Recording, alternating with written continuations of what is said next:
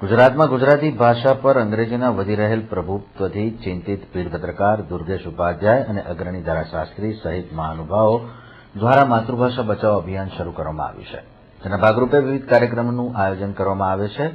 સંસ્કૃતની જેમ ગુજરાતી ભાષા પણ લુપ્ત ન થાય તેવી દહેશત સાથે માતૃભાષા જાગરણ અભિયાનનો આરંભ થઈ રહ્યો છે અને માતૃભાષા અંગે જનજાગરણની જ્યોત પ્રજ્વલિત કરવામાં આવનાર છે. અને જાહેર પરિચર્ચા હતી એને પણ સારો લોકોનો પ્રતિભાવ મળ્યો. તે પછી અમે શાળાઓની રેલી કરી હતી પશ્ચિમ વિસ્તારમાં, તેને પણ બહુ સારો પ્રતિભાવ મળ્યો. અને ત્યાર પછી અમે નિબંધ સ્પર્ધાનું આયોજન કર્યું.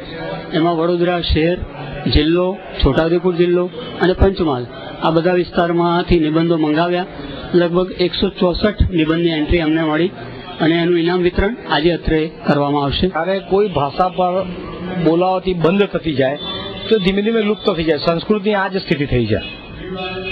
આજે અંગ્રેજીના ઘેલછાના કારણે ગુજરાતી ભાષાની આ જ્યારે સ્થિતિ થઈ રહી છે તો એ સ્થિતિના અનુસંધાનમાં લોકોનું જાગરણ કરવું અત્યંત આવશ્યક છે.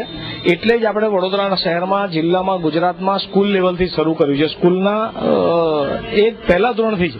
એટલે જ માતૃભાષા સંસ્કૃતિની જીવાદોરી છે. આ વિષય લઈને આપણે શરૂ કર્યો નિબંધ સ્પર્ધા.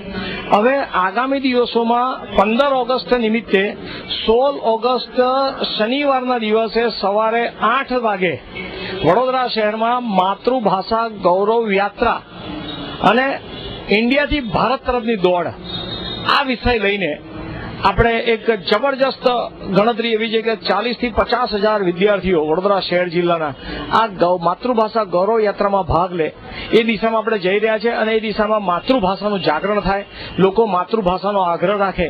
આપણે અંગ્રેજી ભાષાનો વિરોધ નથી કરતા, અંગ્રેજી જાણવી એ જરૂરી છે, પરંતુ માતૃભાષાના ભોગે નહીં. માતૃભાષાના પ્રાથમિક શિક્ષણ માતૃભાષામાં લેવાથી જે તે વિદ્યાર્થીનો વિકાસ થાય છે.